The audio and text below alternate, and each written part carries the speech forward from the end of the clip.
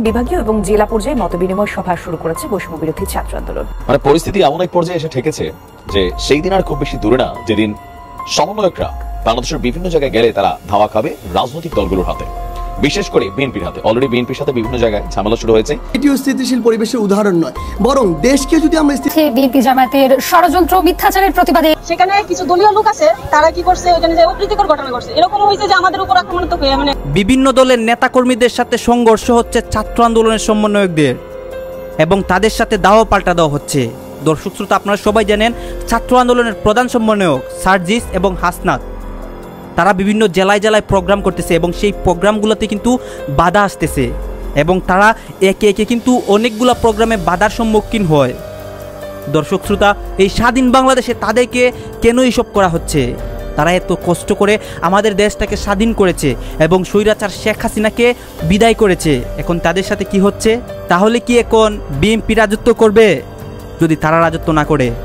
দর্শক শ্রোতা, এইগুলাই কিন্তু অনেক প্রশ্ন উঠতেছে বর্তমানে, যে বিএনপি দল নাকি তাদেরকে বাধা দিচ্ছে, তাদের সাথে ঝামেলা করতেছে এবং বিএনপির নেতাকর্মীদেরকে অনেক দোষারোপ করতেছে সাধারণ জনগণ। দর্শক শ্রোতা, এইগুলো নিয়েই কিন্তু আজকের এই প্রতিবেদন। আপনারা সম্পূর্ণ ভিডিও দেখবেন এই নিয়ে কি হয়েছে সর্বশেষ, এবং ছাত্র আন্দোলনের সমন্বয়ক যারা আছে, যাদের সাথে এই বাধাগুলো হচ্ছে এবং যাদের সাথে এই ঝামেলাগুলো হচ্ছে, তারাই কিন্তু অনেক কিছু বলবে তাদের নিজের মুখে। এবং আমাদের দেশটা নেক্সট কীভাবে চলবে এবং বিএনপি কি আসলেই তাদেরকে বাধা দিয়েছে নাকি দেয় নাই, এইসব আপনারা স্পষ্ট বুঝতে পারবেন এবং বিএনপির কার্যকলাপগুলোও কিন্তু আপনারা স্পষ্টভাবে দেখতে পারবেন। দর্শক শ্রোতা, সম্পূর্ণ ভিডিও দেখবেন এই ছাত্র আন্দোলনের সমন্বয়কদের কথা এবং বিএনপির নেতাকর্মীদের কথা এবং তাদের যে ঝামেলাগুলো হচ্ছে সেইগুলো নিয়ে স্পষ্ট ক্লিয়ার হয়ে যাবেন। এই যে আমি কয়েকটা ভিডিও প্লে করব, সেই ভিডিওগুলো দেখবেন, তারপর আপনাদের মতামত করবেন। দর্শক শ্রোতা, জনগণই নির্ধারণ করবে। আমরা আমাদের জায়গা থেকে স্পষ্ট মনে করি আসলে যে শিক্ষার্থীরা রাস্তায় থাকবে, এটি কোনো স্থিতিশীল পরিবেশের উদাহরণ নয়। আমাদের বিভিন্ন জায়গায় যাচ্ছেন, খোদ সার্জিস সহ অনেকেই কিন্তু স্থানীয় যেই সমন্বয়ক তাদের বাধার মুখে পড়ছেন, গ্রুপিংয়ের মুখেও পড়ছেন। এখন এটার আসলে কারণ কি? এটার মেইন কারণ হচ্ছে সমন্বয়ক যে খেলাটা চলছে, এই খেলাতে মূল সমন্বয়কদের বাইরে একটা সমন্বয়ক টিম তৈরি হয়েছে। এখন যেহেতু বৈষম্য বিরোধী আন্দোলন কোনো রাজনৈতিক প্ল্যাটফর্ম না, সেক্ষেত্রে কেন্দ্রীয় কমান্ডকে স্থানীয় যারা লোকাল সমন্বয়ক নামধারী আছেন অথবা ছাত্ররা আছেন, তারা সেটা মেনে নিচ্ছেন না, আর এখানেই ঝামেলা পাকাচ্ছে। তবে এর মাঝখানে আরও বড় ঝামেলা হচ্ছে যে আমরা আজকে ময়মনসিংহে যেই ঘটনাটা দেখলাম, এই ঘটনাটা একটা স্পষ্ট কঠিন বার্তা। কেন্দ্রীয় সমন্বয়কদের সাথে মতের অমিল, ময়মনসিংহের সভা স্থগিত। বরগুনাতে আপনার আমি যেই নিউজটা দেখলাম, বরগুনা আপনার বরগুনাতে হচ্ছে দুই সমন্বয় গ্রুপের মধ্যে ব্যাপক সংঘর্ষ, সেখানে হালকা পাতলা রক্তারক্তির মতো অবস্থা। এখন কেন আসলে এগুলা হচ্ছে যদি আমরা দেখি, ইতিমধ্যেই আপনার কি বলা হয় যে ধরেন কয়েকজন সমন্বয়ক যারা আছে তারা ভাবছে যে এই টোটাল আন্দোলনটা ছাত্ররা করেছে, বাট এই দেশে হু ইজ স্টুডেন্ট? বাংলাদেশের প্রত্যেকটা ছাত্রের পেছনে একটা রাজনৈতিক ব্যাকগ্রাউন্ড আছে, প্রকাশ্যে অন্তরে। তো যারা যেই দলের, তারা কিন্তু সেই দলটারই আনুগত্য করছে। সোজা হিসাব কিন্তু এইটা। যেমন এই বৈষম্য বিরোধী ছাত্র আন্দোলনের পেছনে সবচেয়ে বড় ভূমিকা রেখেছে ছাত্রদল, ছাত্র শিবির বা আরও কিছু ছাত্র সংগঠন, কিন্তু তাদের পরিচয় কি? ছাত্র।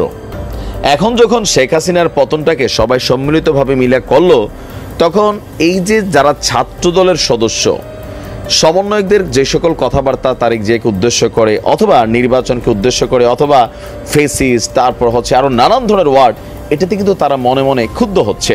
আর বিভিন্ন জায়গায় তারাও স্থানীয়ভাবে লোকালি তারাও চাচ্ছিল একটু ক্ষমতা বা ধরেন থাকে না ছাত্রলীগ যে ভাবসামনে, এই জিনিসটাকে ফিল করতে, কিন্তু কেন্দ্রীয় সমন্বয়কদের অনেকে এটা করছে না। আবার কেন্দ্রীয় সমন্বয়কদের বক্তব্যকে কেউ মনে করছেন এটা জামাতের পক্ষে যাচ্ছে, অথবা এটা এমন একটা বক্তব্য হয়ে যাচ্ছে যেটা নিয়ে আসলে মূল বিএনপি অন্তরে ক্ষোভ নিয়ে রাখছে। তারা টেকনিক্যালি কথা বলতেছে, কিন্তু বিভিন্ন জায়গায় ঘটনা ঘটছে। এখন এটা বাংলাদেশ রাজনীতির দেশ। গাজী এখানে সমন্বয়কদেরকে নিয়ে অনেক কথা হচ্ছে এবং তাদের যে সংবাদ সম্মেলন বা তাদের অনেক প্রোগ্রাম নিয়ে কিন্তু এখানে কথা হচ্ছে। দর্শক শ্রোতা, এই প্রোগ্রামগুলোতে গিয়ে সমন্বয়করা কি বলতেছে এইসবও কিন্তু আপনাদেরকে কয়েকটা ক্লিপ দেখিয়েছি। এখন বিস্তারিত সহকারে দেখাবো তাদের কি সমস্যার সম্মুখীন হতে হচ্ছে এবং এই সমস্যাগুলো কারা করছে। দর্শক শ্রোতা, এখন আপনারা বিস্তারিত বুঝতে পারবেন। আপনাদের মনে যতগুলো প্রশ্ন রয়েছে এইসব বিষয় নিয়ে এবং তাদেরকে নিয়ে এবং আমাদের দেশকে নিয়ে সবগুলা প্রশ্নের উত্তর এখন পেয়ে যাবেন। এই যে সব কিছু শুনবেন, তারপর আপনারা কিছু একটা কমেন্ট করে যাবেন। এই যে ইসলামী আন্দোলন, এরা যদি ঐক্যবদ্ধ হয়ে কাজ না করতো আপনারা দেশ স্বাধীন করতে পারতেন না। বিভিন্ন পয়েন্টে পয়েন্টে এরা অবস্থান নিচ্ছে।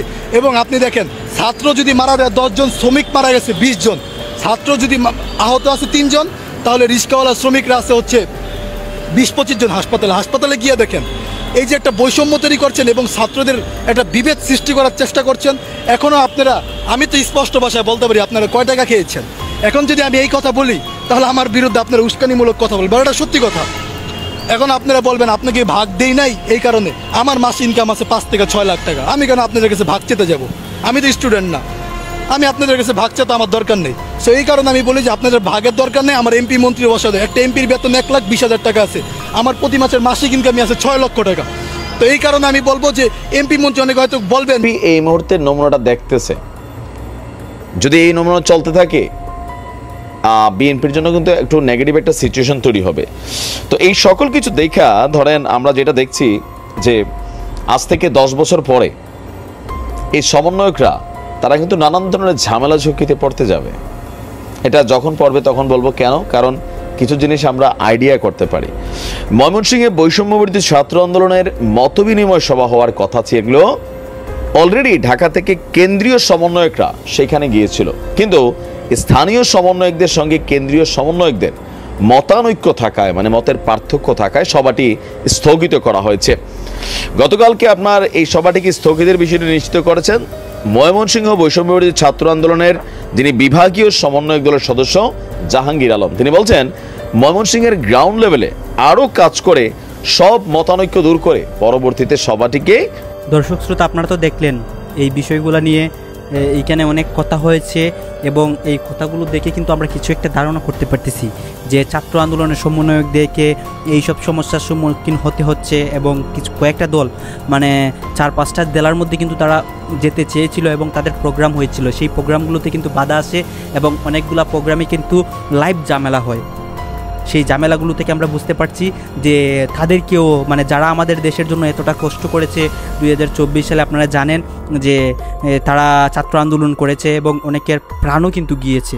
প্রাণের রিস্ক নিয়ে যেই মানুষগুলো আমাদের দেশটাকে স্বাধীন করেছে সেই মানুষগুলোকে এখন এইসব করা হচ্ছে। দর্শক শ্রোতা, এগুলা নিয়ে আপনাদের মন্তব্য কী? আপনারা কাকে ধারণা করেন এইসব করে? এটা কিন্তু অবশ্যই কমেন্ট বক্সে লিখে যাবেন এবং আপনাদের কাছে আমাকে রিকোয়েস্ট থাকবে আমার চ্যানেলটি সাবস্ক্রাইব করবেন এবং পাশে থাকা বেল আইকনটি বাজিয়ে যাবেন। ধন্যবাদ।